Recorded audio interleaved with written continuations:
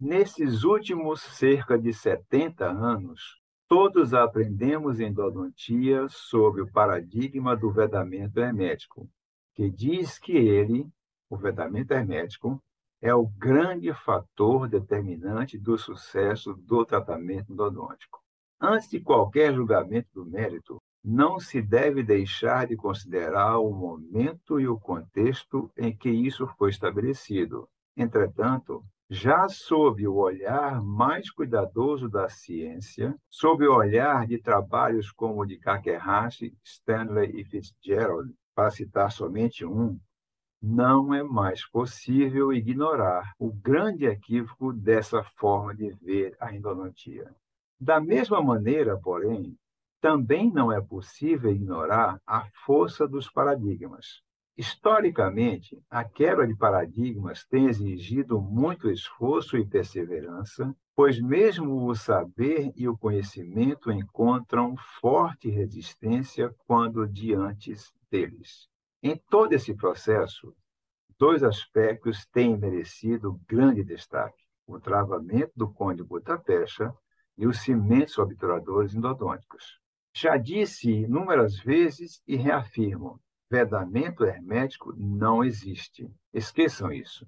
Porém, independentemente dessa questão, o endodontista tem que obturar o canal da melhor maneira possível. Mesmo sabendo que não existe vedamento hermético, ele deve fazer a obturação como se ele existisse. Em outras palavras, faça a melhor obturação possível. Para que servem os cimentos obturadores? Para que eles existem? Ainda que possuam outras características, o grande papel dos cimentos obturadores sempre foi o de selar o canal. Como o Conde Guttapercha não se ajusta aos canais, preenchendo os espaços vazios entre os cones e entre os cones e as paredes do canal, os cimentos ajudam a selar os canais. Existem alguns requisitos que devem ser preenchidos para que os cimentos possam ser indicados. Deixemos de lado, pelo menos por enquanto, o seu papel de selador e peguemos dois desses requisitos: a ação antimicrobiana e a ação, vamos chamar por enquanto de ação estimuladora do reparo. Como a literatura registra que é comum a presença de micro-organismos residuais após o preparo do canal, os cimentos obturadores devem possuir ação antimicrobiana. Torna-se importante entender que essa ação antimicrobiana dos cimentos deve ocorrer dentro do canal, porque é lá que estão esses micro-organismos residuais.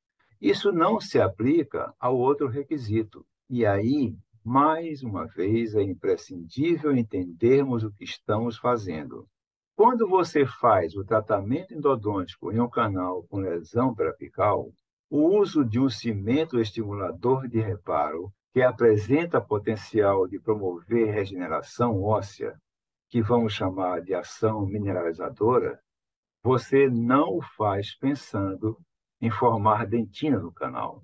Pela instrumentação, você remove dentina infectada como um passo importante do preparo para controle da infecção e, na sequência, vai obturar o canal. Antes de concluir a minha linha de raciocínio, vou dar um exemplo. Quando você trata um canal com reabsorção interna, você o faz tentando formar uma nova dentina no lugar daquela que foi destruída pela reabsorção, seria isso aqui, uma reabsorção interna. Você acha que a reabsorção interna vai desaparecer porque vai se formar dentina e o canal recuperará a sua configuração original? Você sabe que não é assim. Ali não existem mais células pulpares, as únicas capazes de formar dentina.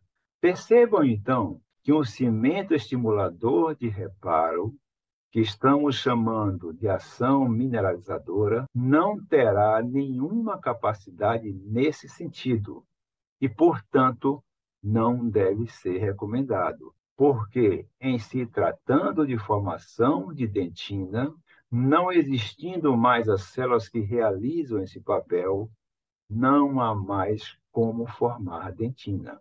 Por isso, o tratamento consta de paralisar o processo de reabsorção e obturar o canal, o que implica obturar também o espaço vazio da cavidade reabsortiva, como está ocorrendo nessa porção, antes ocupado pela dentina, agora reabsorvida.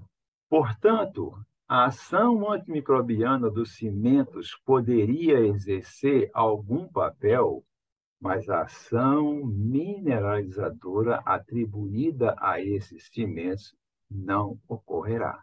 Essa mesma linha de raciocínio pode ser aplicada à bioatividade dos cimentos biocerâmicos, atualmente amplamente recomendados no tratamento endodôntico.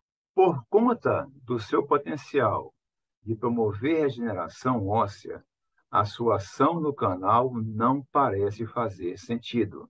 Apesar do potencial de promover regeneração óssea, não há possibilidade de formar dentina, pelas razões que vocês agora já sabem. Assim, deve-se esperar que a atuação desses cimentos ocorra nos tecidos periapicais, por uma razão bem simples.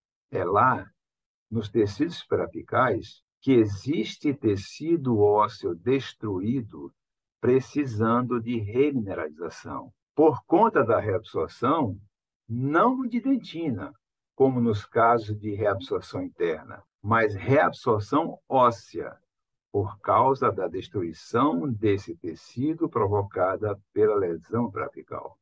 E aqui está uma clara insinuação, na verdade, eu diria uma recomendação explícita de extravasamento de cimento para os tecidos periapicais. Ora, se temos um cimento capaz de promover regeneração óssea, vamos usar esse cimento, claro. Teremos chance muito maior de reparar a lesão periapical. Vamos ver isso mais de perto? Observem esse trabalho. Eu já vou chamar a atenção para esse detalhe aqui. Cimentos biocerâmicos são biocompatíveis e bioativos, favorecendo a sobrevivência, diferenciação e função mineralizadora de osteoblastos. Por isso, eles possuem o potencial de serem adjuvantes na remineralização das lesões osteolíticas nas periodontites apicais, após adequada desinfecção do sistema de canais.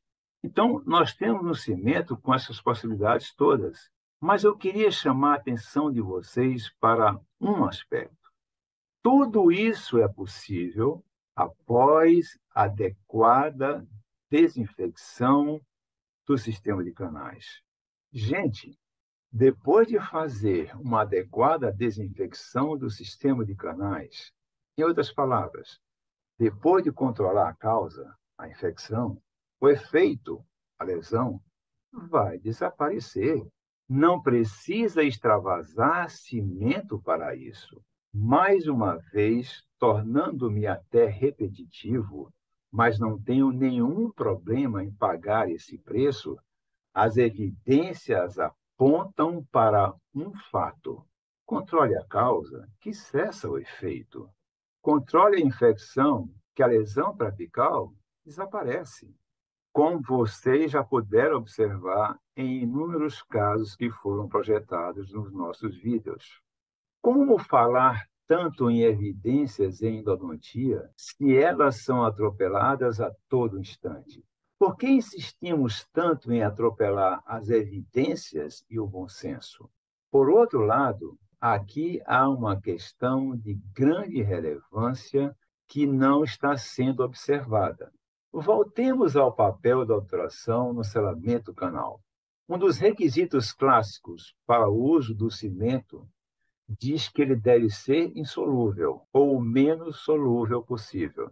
Essa exigência decorre do princípio básico de que, sendo solúvel, ele não é um bom selador, pois a sua solubilização criará espaços vazios nos canais, particularmente no terço apical, pela proximidade com os fluidos teciduais, os tecidos periapicais, espaços vazios esses que são amplamente condenados pela literatura endodôntica.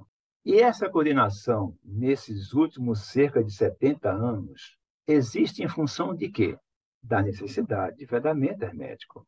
Um cimento insolúvel, ou com pouca solubilidade, como pede o vedamento hermético, interferirá na liberação de componentes do cimento, e para que a bioatividade dos cimentos possa ocorrer, os componentes responsáveis por ela precisam ser liberados.